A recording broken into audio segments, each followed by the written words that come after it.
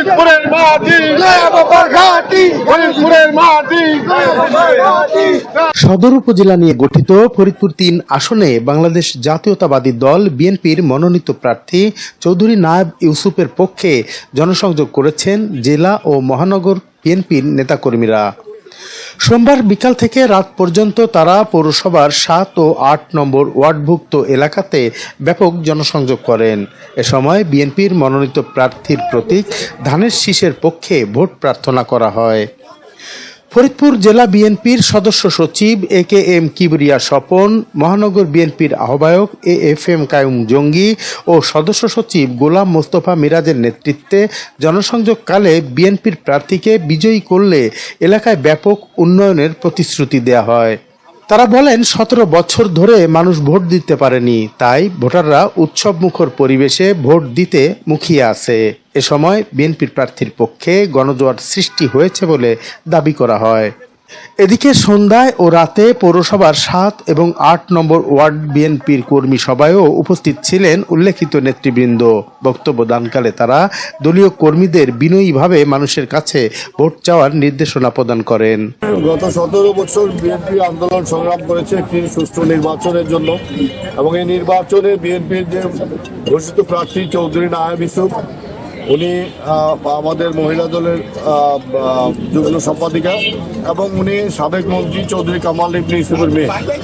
এই অঞ্চলে বিএনপি পরিবারের অন্যতম বিশ্বস্ত হচ্ছে চৌধুরী কামাল ইবনে ইউসুফ এবং তার পরিবার, এবং এই জনপদের মানুষ চৌধুরী বিএনপিকে যেভাবে ভালোবাসে, চৌধুরী কামাল ইবনে ইউসুফে একই পরিমাণ ভালোবাসে। এবং তার উত্তরাধিকার চৌধুরী নায়েব ইউসুফ যখন প্রার্থী হয়েছে, তখন এই ফরিদপুরের আনাচে কানাচে গ্রাম পাড়া মহল্লায় প্রত্যেকটা জায়গায় বিপুল সাড়া পাচ্ছি আমরা, এবং মানুষ উন্মুখ হয়ে আছে কখন ধানের শীষে ভোট দিবে।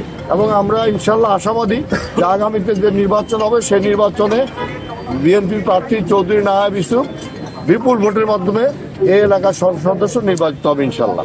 ফরিদপুরের সকল স্তরের মানুষ কাছে অত্যন্ত প্রিয়ভাজন হয়েছেন তার কর্মের মধ্য দিয়ে।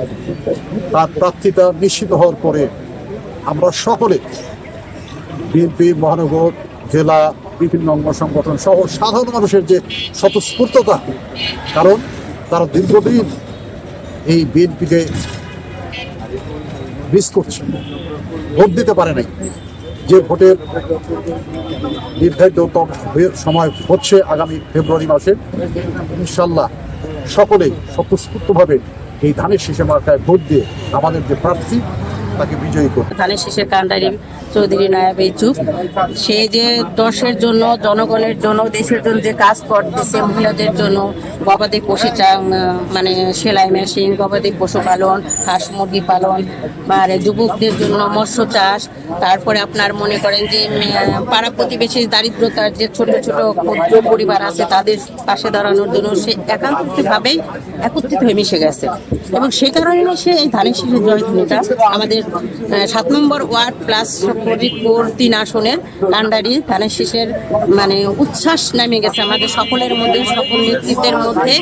এটা নিয়ে আমরা খুব আনন্দিত, এবং এরকম অনেক অনেক কাজ আছে। সে বুটিকের কাজ শেখাচ্ছে, অনেক ধরনের কাজের জন্য সে নারীদের পিছিয়ে লেগে গেছে। এই জন্য আমরা আপাকে জয়যুক্ত করার জন্য সর্বোচ্চ চেষ্টা করে যাচ্ছি।